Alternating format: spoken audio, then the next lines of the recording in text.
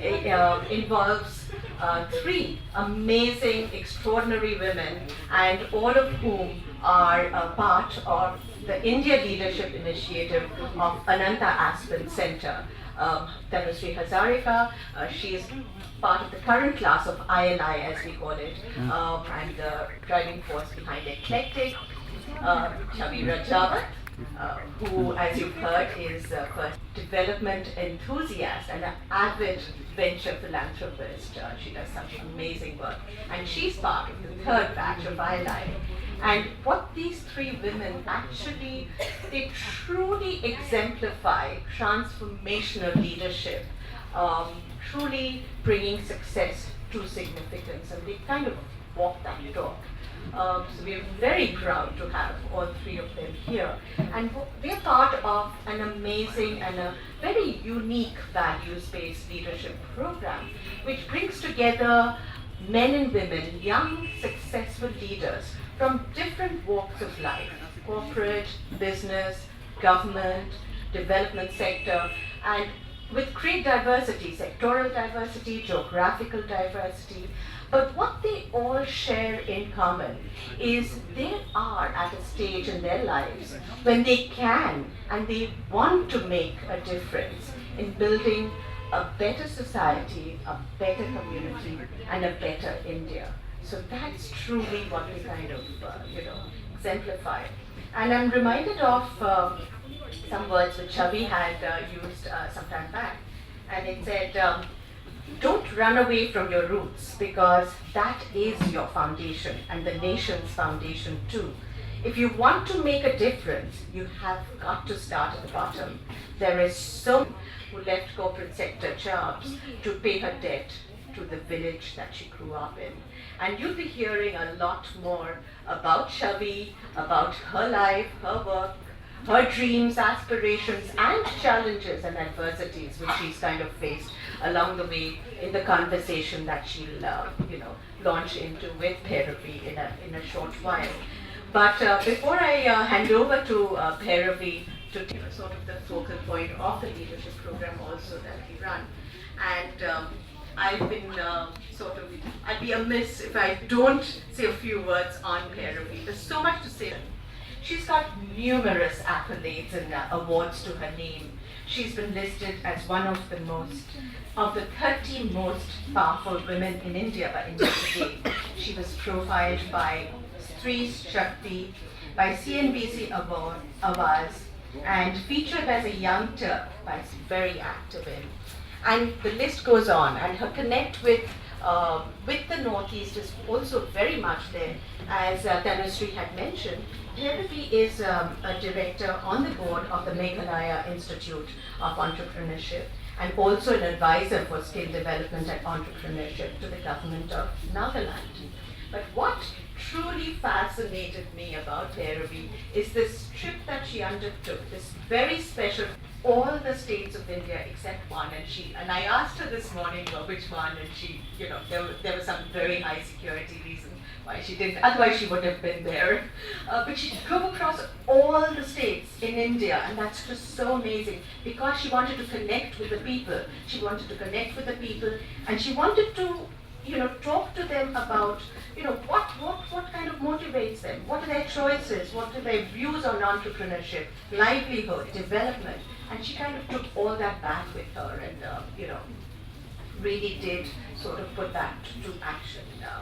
So Bhairavi, so proud of you. And with that, I hand over to you to take this forward. Thank you. Thank you, Reputed.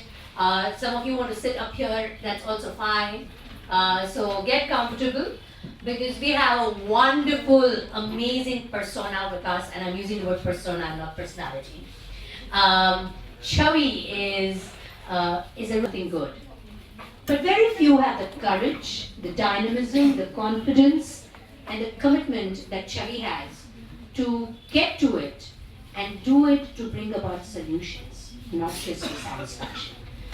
Chhavi, as we're going to get to know in the next 1 hour, so I'm not going to read out about it. I'm actually going to have questions that will unravel this persona for all of us.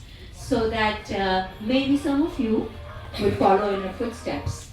And as I travel more and more to the Northeast, what I would say is that we need more and more people like you here, Chhavi. So today we hope that all these people here will get motivated and inspired by what you do in Rajasthan. So my first question to you is going to be, where were you born? How was childhood? And did you really know that you would do this one day? No, it's not. Am I audible? Yeah, that's good.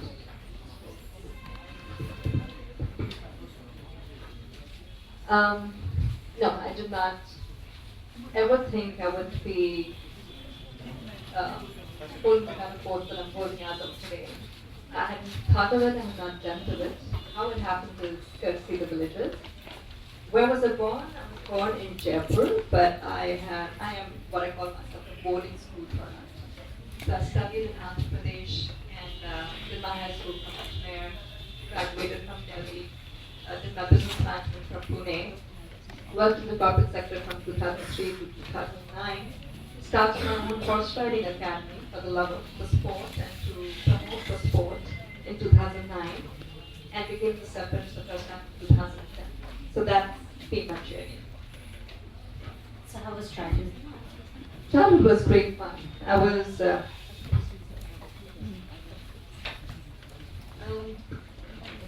was interesting because my vacations would be spent in the village. My grandparents used to spend about say every 12 months, about 11 months in the village, and that's where I would spend my vacations.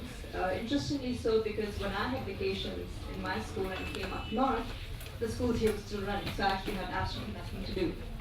And that's how I would end up spending a lot of my time in the village with my grandparents. And I used to be a bit of a tomboy, which meant that I couldn't sit still, could not sit inside the house, and I would step out of my grandparents' house post-breakfast and come back in time for dinner. So the rest of the day I would just be hopping around within the village, different houses with different people, playing with their kids, being pampered by the elders. And I have a very strong emotional connect, especially with the elders and few of my same age group, because those are the guys I played with, and I essentially played just with boys because the girls hardly ever got to step out. So until I didn't step into their houses, the interaction with the girls my age group was rather restricted. I think that's what actually made them think of me, because in 2010 it was a reserved seat for women, and they've not seen development for around 20 years prior. Usually pull their leg because they actually came thinking it's a very patriarchal society, unlike here, from what I understand. So they came to my father thinking that my father's going to call the shots. But my father said, well, if you were to leave it to me, I wouldn't want it there, because he knew just how dirty you can get, because you end up making more enemies than friends, even though you've gone with the great intent of helping people. But he said that I don't tell my daughter what to do. She decides for herself. So if you really want her to be there, then you have to speak to her directly, and then whatever she decides. So it was pretty interesting how that happened. So the men who came to convince my father to convince me went back because they didn't think that that's what they would have to do. And then they came up with another plan, which was to bring the very folks who had pampered me as a child. So they brought them to the city to convince me, so which was basically to emotionally blackmail me, and that's what I tell them that that's exactly what he did. So which city you were in that time when this happened? Jaipur. You were in Jaipur. Yeah. So you were working in Times of India first, then you had Of the village, then how could I expect an outsider to do so? Pretty much the belief that you have. And so with that, I thought, okay, here is an opportunity for me to do something for the village. I was aware of the fact that funding in the name of Panchayati Raj had increased in the recent past, and yet the issues in the villages were just getting from bad to worse, which meant there was a disconnect, there was a huge gap. So I decided to play the role of a facilitator and be recognized as someone who can help both the government as well as anybody else from the non-government sector wanting to help the village. Because what I noticed was that people don't want to go back to villages. And you do need to mobilize the villages because there's not enough awareness out there. It's like there's a saying in Hindi, "Make Mendak." So when you used to living in just the space of your own village and you're not connected to the outside world, you haven't the faintest clue to what kind of opportunities exist out there, what life can be and how differently it can be, and how your own life with the village can change if you had that awareness. So I think, especially with people like us and the youth of the nation, we are a lot more connected if we were to compare ourselves to the previous generation. Even just through the internet, we have access to a lot more information than people ever did before. And it makes sense I believe it doesn't make sense for me to reinvent the wheel. Because a lot of people are doing amazing work across the country, such as yourself, and many more sitting around here. But team up and connect and make a difference. And I think that's something that can be done. So this is all that I love my civic family. That's what I was trying to do. So I did not say yes to them. So in my head I said, okay. Mark of politics. You didn't feel when slightest hesitation that you were going to become all dirty. Not at all. Because I think at the end of the day, it's in your hands if you really want to allow for the dirt to affect you or be influenced by it. That chance. So when I walked into the village, interestingly, parallelly, they also went to my grandfather. And there were about 100 folks from the village that drove all the way to the city to tell my grandfather to convince me, thinking that because he's my grandfather, I would not say no to him. And they tried to get him to influence me as well, thinking that I probably haven't decided. And they even threatened me because there was the same group that had met me earlier came to me and said that if you're not going to say yes, all we have to do is make a phone call, and there are about 200 to 300 people in the village ready to get onto the bus and come here to convince you. So I still did not say it at all. So to us in this country that it just amazes me how in spite of living such grave conditions, they continue to smile through it all. Because when I went with the thought of becoming a sarpanch and walking through the village, so when I drove in, and try and visualize this, what I saw were dead carcasses of animals all around. And the stench as you're driving into the villages. And then you, of course, if you're not familiar, you have no clue to why that is happening. And because I knew the background, I realized this was happening because there was no water. There was no fodder for the animals. There was no water for the animals, which also meant there was not water enough for the human beings living there, for the residents. And when I would go, because the first thing that I did was I went door to door to understand what the villagers really wanted, and they would obviously serve you a cup of tea. And if you had a sip of tea, you would think that the person has probably put in about 7 to 8 teaspoons of salt in the tea. That is actually how saline the water is, and that's the kind of water that they were surviving on. And they still do live on that during the years that we don't have any monsoons. The population there is about 7,500 people. We've got about 950 households. We have schools, we have government schools.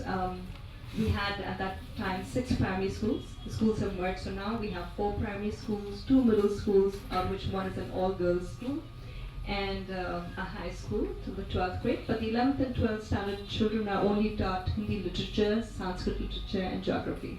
There is nothing else available for them. And we have, of course, 3 private schools now, 1 to the 10th and 2 to the 8th grade. So that's the kind of structure that we have.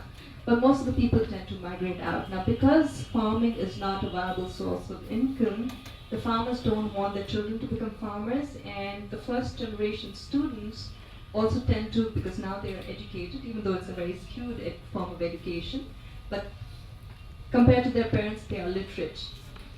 They're definitely a lot more literate than their parents. And as a result, they also sort of look down upon the vocation of farming. And that, I think, is posing a huge challenge in many parts of India. And I think that is one space that one needs to really provide the intervention. But overall, this is how I would describe the village.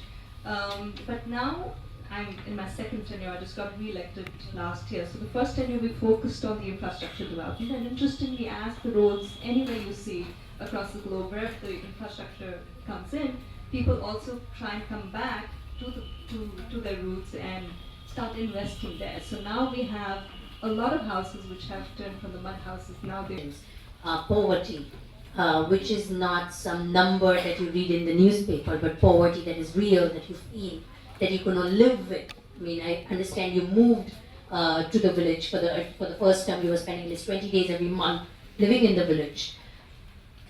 What went through you inside? How did it change you as a person?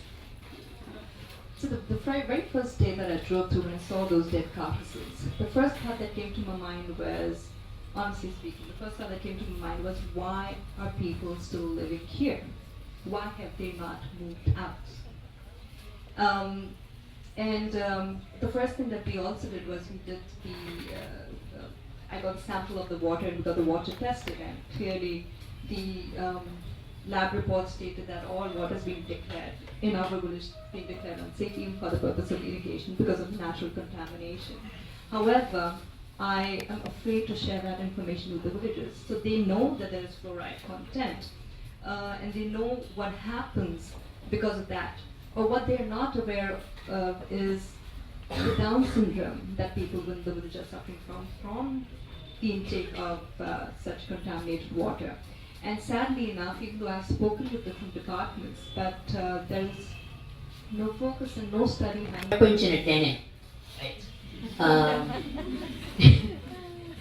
And I was like, what? You could only focus on the dead. But you were clearly going into an area, like you said, even in your childhood you couldn't play with the girls, where women were clearly inside the house. And here the villagers had themselves come and asked a woman to be, obviously because of, their own request. And did you feel ever compelled to change the way you dressed, the way you behaved? And how much of your previous corporate learnings and life did you feel comfortable bringing into your new world?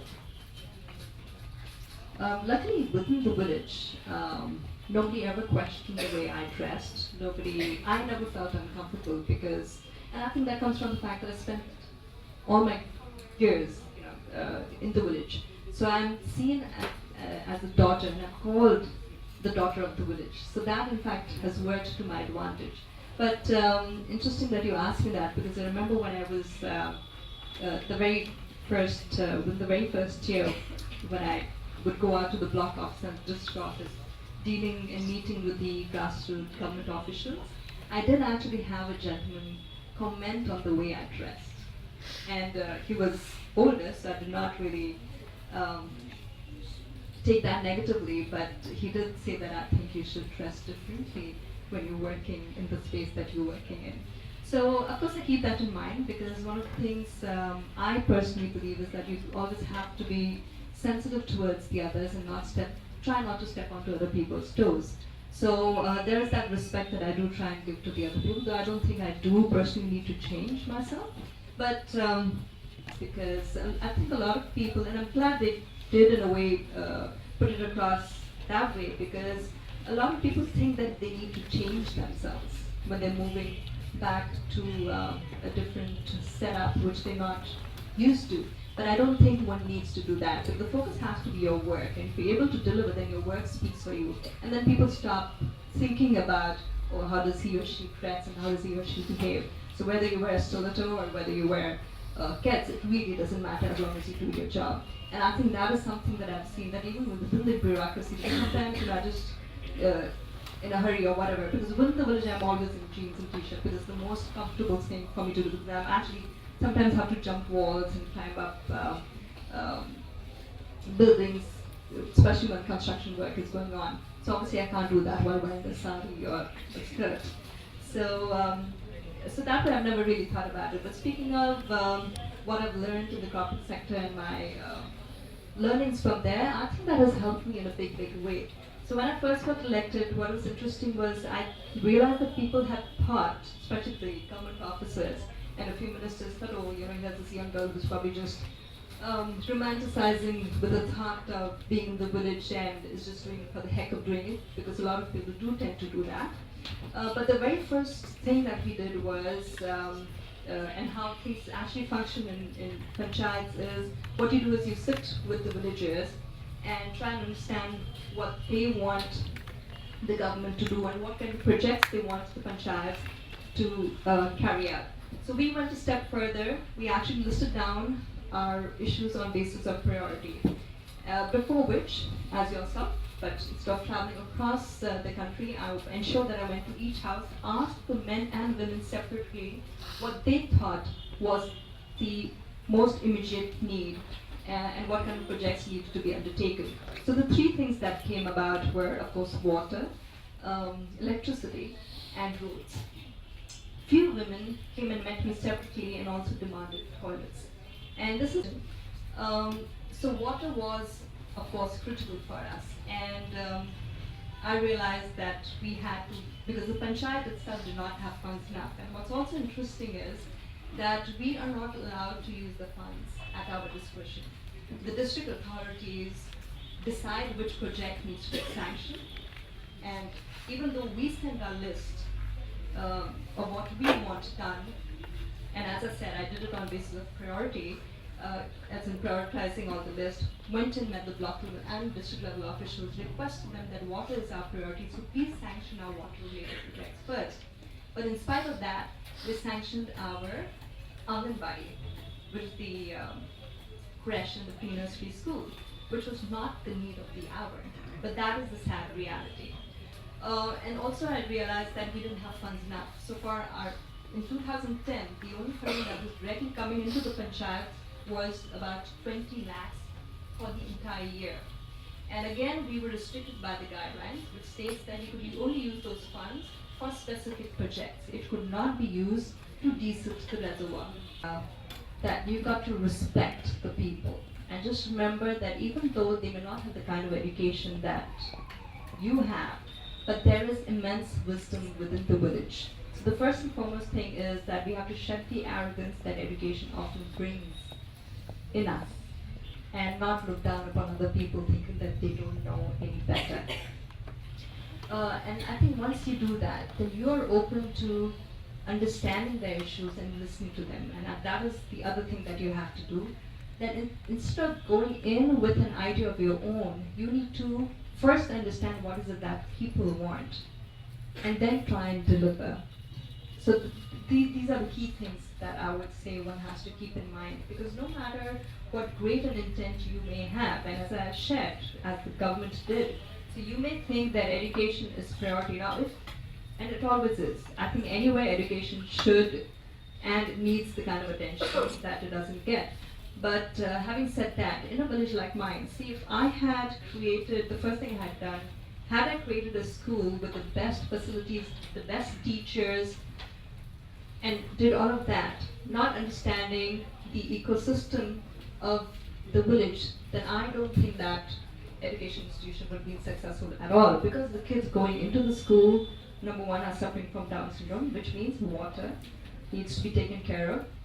Two, a lot of them are going to the school empty stomach, which means you need to ensure that the economical status of the families within the village are improved. There is food provided for, which usually does not happen. There are health facilities to ensure that the kids going to school are healthy, because right now that doesn't happen. So the reason I'm sharing this example is that one has to understand that in a village, any part of the country, the issues may be different, but if you're trying to bring about a difference, it has to be an integrated development. It has to be a holistic development. You cannot just look at one aspect and ignore everything else, because then it will not be able to achieve the 100% target that it ought to. And then that's when I think people tend to get a little disillusioned, because you're going in with a great intent, but unable to fulfill or achieve the target that you'd hoped to, because you've ignored a lot of other factors. You mentioned that you had to deal with a lot of preconceived notions. One is your opposition as well. And we're going to now touch something very personal. So I understand a few months back, because of some group of people who didn't agree, Couldn't come forward themselves, they had to use someone. and of this poor family that was used. Caste plays a huge role. So he was of the same caste as our then chief minister, so they tried to use that to their benefit.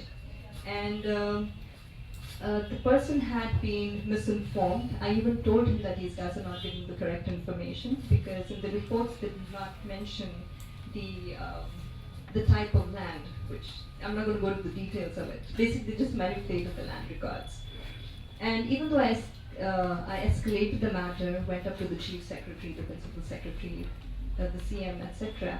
But there wasn't very much they could do, because at the end of the day, they tend to depend on the report which is made by the people at the grassroots.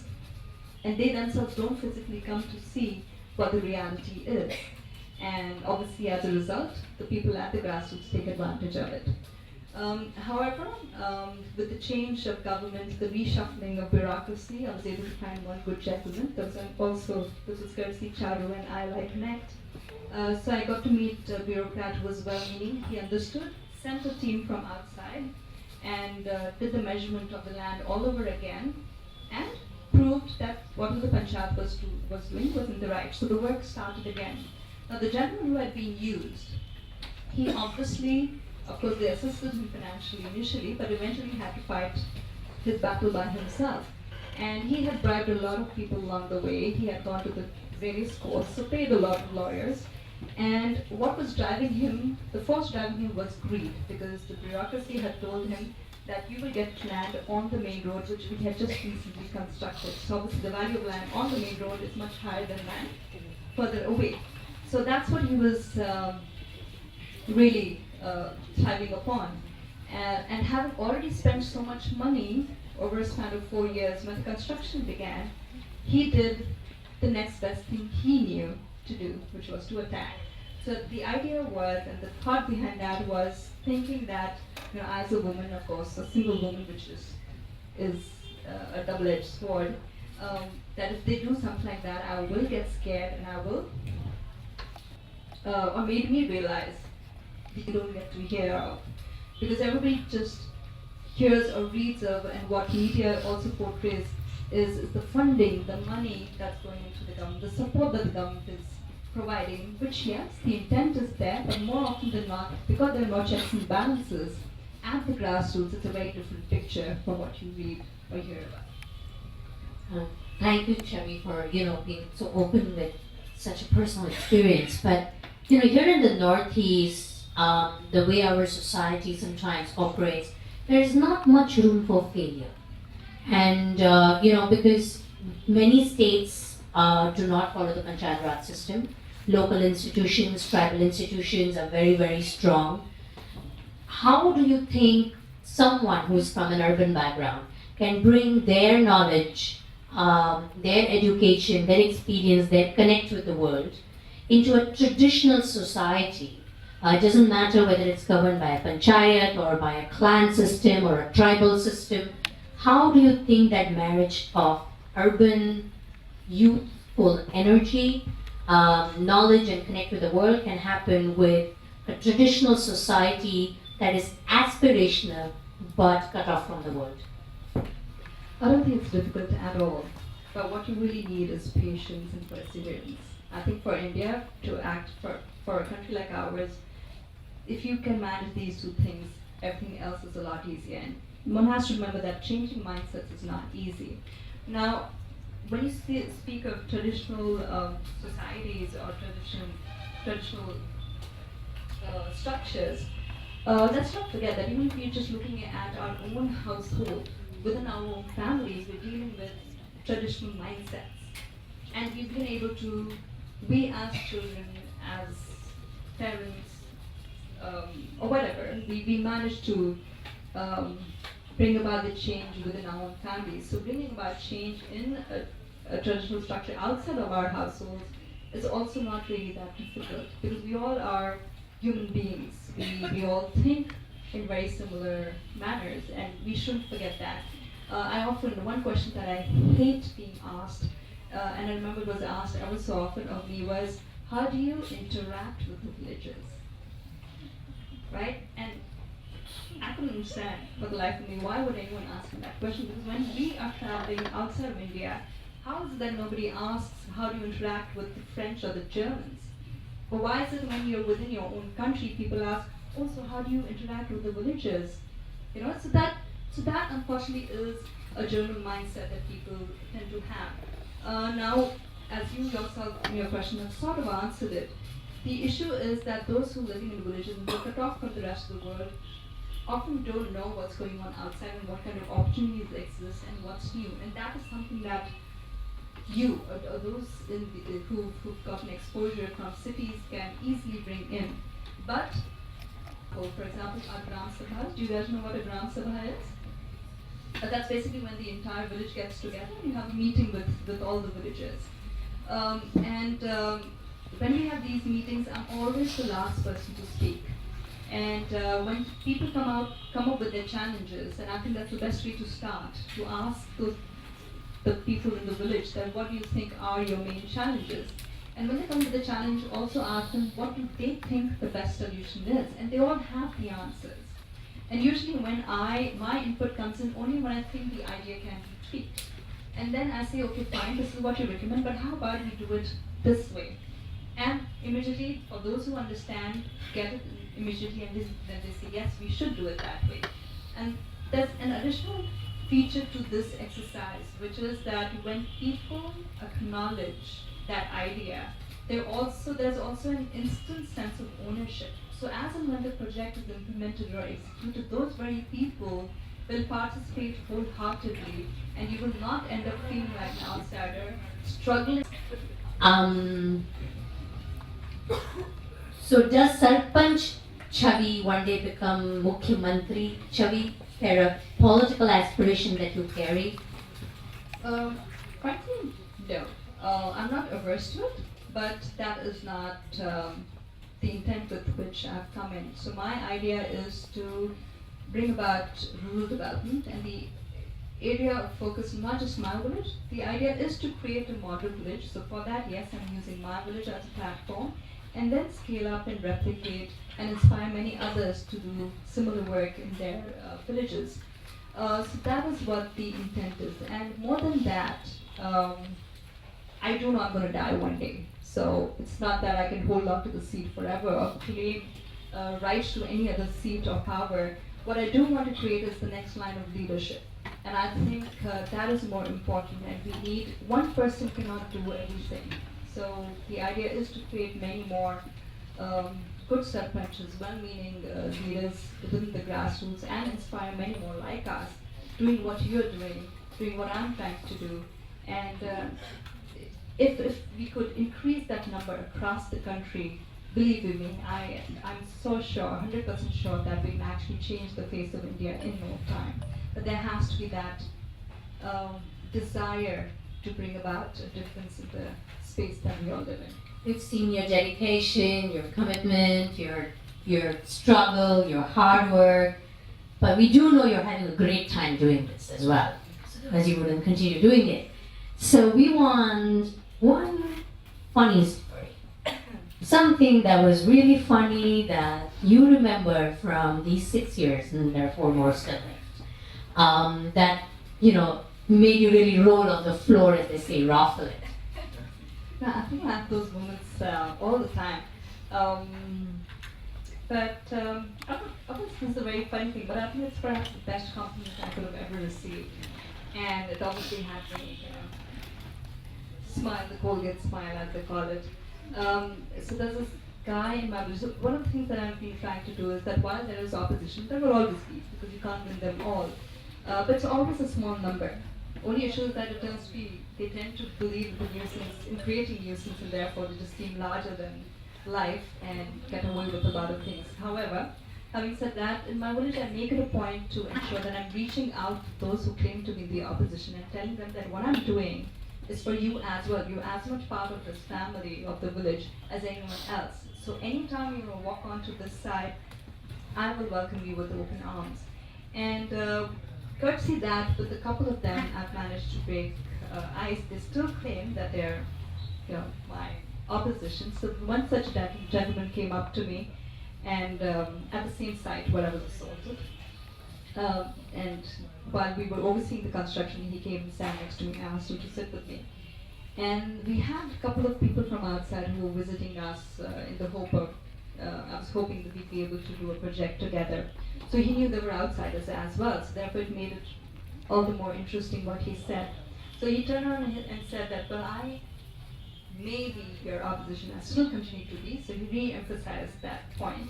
He said, however, even I, when I step out of my village and I'm interacting with other people, even I have to admit that the kind of work you have done is something that nobody would be able to do even in a span of 50 years. So that coming from someone who clearly claims to be opposition and still continues to claim to be my opposition, I think that was my best moment ever. And I'm sharing this example with you to also make you realize that at the end of the day, come what may, your work speaks for you. So just remember that. Super. So I think on that note, we're going to open the floor for a few questions. Both Chhavi and I have a flight back to what you all call mainland India. So we're going to do this quickly, but questions, please. And please keep it to questions only, no comments. And introduce yourselves. Face while working on infrastructural issues of the village. I would like to know about the social challenge that you face. Like, for example, Rajasthan contributes, I think, 10% of the India's child labor, and more than 51% of girls in Rajasthan get married before they attain the age of 18. So, in your village, do you face such challenges? I'm sure you do. And how do you actually work around them and to change the collective mindset of people in the village? Through damage. And of course, as I said, I know mindsets cannot change and you cannot expect that change instantly. So I got elected. I myself will call the cops on you guys. But I will only do it December 2010. Afterwards. Of course, I've said that because you do need to use, I think, both positive as well as negative motivation. They all knew I wouldn't actually do it. But what we also did alongside was I spoke with the women, and especially the Anganwadi, and call them over for dinner or a meal or whatever, or help in the education sector rather than taking loans and just burdening yourself. And then, because a lot of them don't have the money, they don't have the wherewithal, and they just borrow money from individuals who obviously charge them high interest rates, and that vicious cycle just kills them. And as you as sarpanch Chhavi right now, I just want to know the mindset of the person who had this idea to make you sarpanch. Do you know who that person is? What did he see in you? What was he thinking at that time? that would be my funny moment. Good afternoon, my name is Sakshi Tiwari and I am from RGI. I was so fascinated, to hear about you, the opening remarks which you have made about you. The first one is, don't run away from the roots, what you believe, and second one is women with compassion. This would like to connect yourself more, and why? With which one? With both. But if you had to choose one out of these two, if I had to choose one out of these two remarks, out of these two, I would say compassion. And I think that is my biggest, I'd say sensitivity. That for me is my biggest driving force. And I would reiterate that because I often feel that in our society, a lot of people believe that if you're sensitive, then you are weak.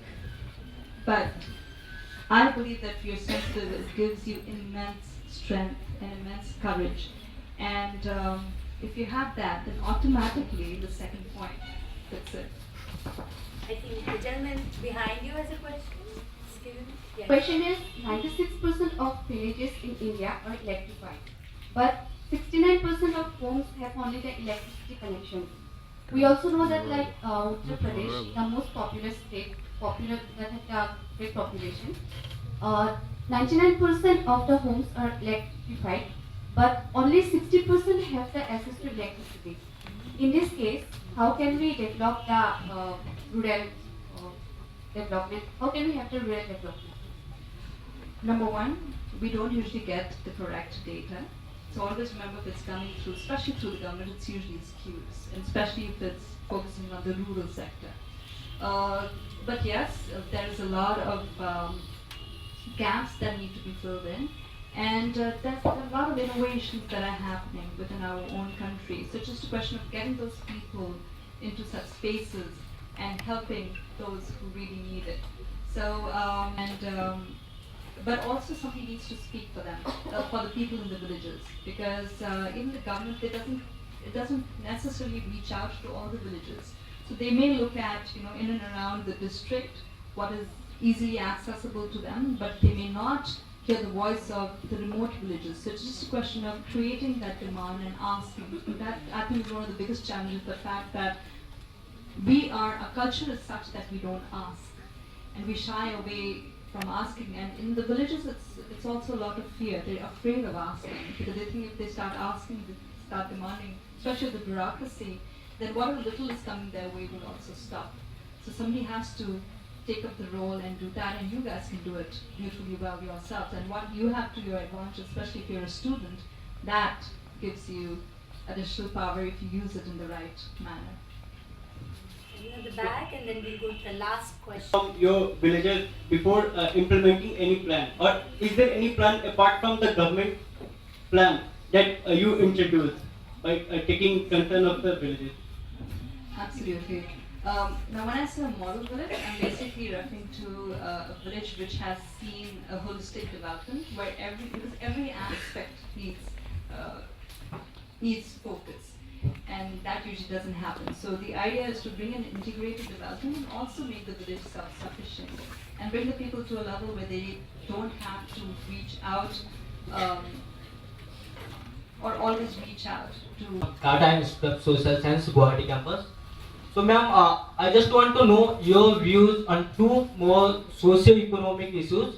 My first question is interference of FDI in retail shops and opening up multinational corporations, big industries in rural areas. How it influences the economy, the village economy? Does it have any negative impact, something like that?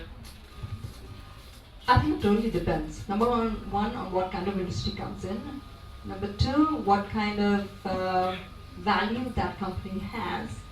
And the impact, see, in places, if I were to speak of Rajasthan, because that is what I'm familiar with, we have large terrains which are not cultivable. And as I shared, because we don't have enough rains, our rural sector is purely an agrarian economy. So for areas which does not have water available to them, it has to be survival for the people, and there has to be sustainable source of income for the people as well. So I don't see anything wrong in companies coming into that area. But one also has to be careful of what kind of companies come in. And I will share my example with you. I had somebody who was not given the green signal in the cities and therefore had hoped to come into a village to set up his unit. But the product he was making was carcinogen, cancer causing. Now at one end, so I was in, it seems like a catch-22, because at one end we need the residents from our village need a better source of income, but doesn't mean that I allow just about anyone to come in, because We're gonna No, 1 minute. Really sorry. you can answer the question You can later. come up later and I'm ask, so that we don't keep the house waiting. I think in rural India and understand that there are no boundaries and that we're all one. If the food grown there can come on our plates, then what we have in our head can go back to help them. Thank you, Tanushree, Ritushri, and all of you over here, friends from the media as well, for those who are standing at the back for such a long time listening to it. And of course, Chhavi, thank you so much for coming all the way to our part of the world.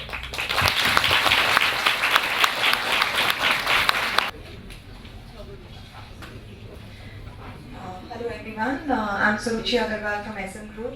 It's truly a privilege to be here on stage with both of you today. Thank you for being amongst us and truly inspiring each one of us.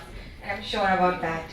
So let me formally thank each one of you for attending the first session of the Eclectic and SM Group's initiative of the Speaker Series and taking out time to do so. Special thanks to Chhavi Rajawat for accepting our invitation and being here.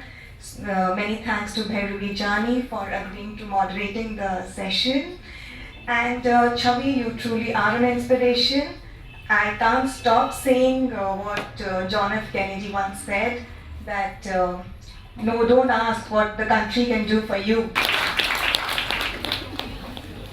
And Bhairavi is right here, who's doing amazing work in the neighborhood. So you have people within your own state and around to work with, but do come forward and join hands, because you are the future of the country and you have to set things right.